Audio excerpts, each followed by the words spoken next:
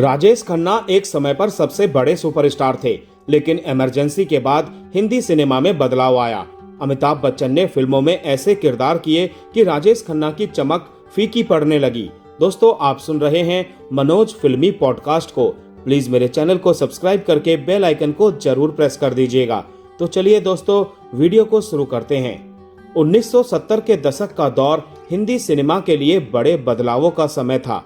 एक तरफ फिल्मों में प्यार, परिवार और भावनाओं की कहानियां दर्शकों को पसंद आ रही थी, तो दूसरी तरफ देश की राजनीतिक और सामाजिक परिस्थितियां तेजी से बदल रही थी। इसी दौर में भारतीय सिनेमा ने एक ऐसे सुपरस्टार को देखा जिसने रोमांस के बादशाह माने जाने वाले राजेश खन्ना की चमक को पीछे छोड़ दिया। ये स्टार कोई और नहीं बल्कि अमिताभ बच्चन थे, जिन्हें आगे चलकर एंग्री यंग मैन कहा गया। 1969 से लेकर शुरुआती 70 के दशक तक राजेश खन्ना का जादू दर्शकों के सिर चढ़कर बोलता था। आराधना, आनंद, कटी पतंग और अमर प्रेम जैसी फिल्मों ने उन्हें देश का सबसे बड़ा रोमांटिक स्टार बना दिया था।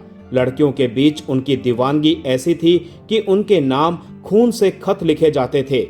उनकी मुस्कान, धीमी आवाज और रोमांटिक अंदाज लोगों को बेहद पसंद आता था। उस समय हिंदी फिल्मों में प्यार, त्याग और इमोशनल कहानियों का दौर था और राजेश खन्ना उस दौर के सबसे बड़े चेहरे बन चुके थे। लेकिन देश के हालात बदल रहे थे और इसका असर फिल्मों के दर्शकों पर भी पड़ने लगा था। 1975 में देश में इमरजेंसी लागू हुई।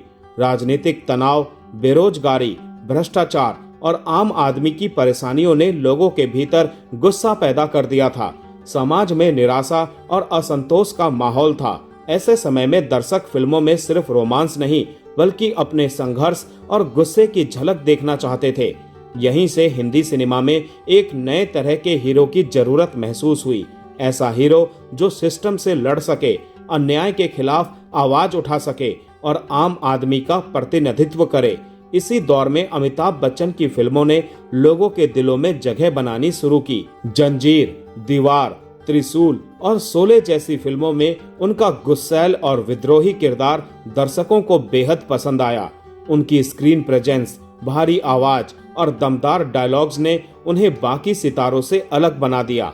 अमिताभ बच्चन का किरदार उस आम इंसान की आवाज बन गया जो सिस्टम से नाराज था।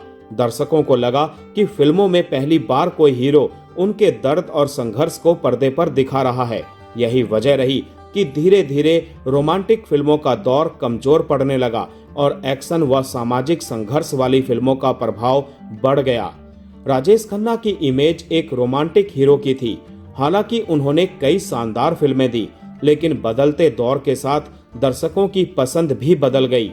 जहां अमिताभ बच्चन के किरदार गुस्से और संघर्ष का प्रतीक बन रहे थे, वहीं राजेश खन्ना की फिल्मों का भावनात्मक अंदाज पुराने दौर का लगने लगा। एक और रोमांस और भावनाएं थीं, दूसरी ओर व्यवस्था से लड़ने वाला नया हीरो।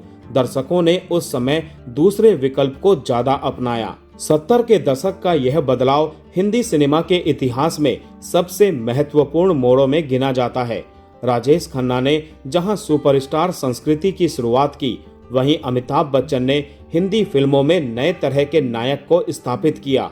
दोनों सितारों ने अपने अपने दौर में भारतीय सिनेमा को नई पहचान दी।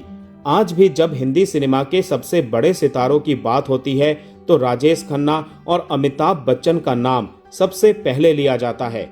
एक ने रोमांस को नई ऊंचाई दी तो दूसरे ने गुस्से और संघर्ष को पर्दे पर नई आवाज दी। तो दोस्तों, आज का वीडियो यहीं समाप्त करते हैं। मिलते हैं नेक्स्ट वीडियो में। तब तक के लिए आप सभी को tata bye bye, take care.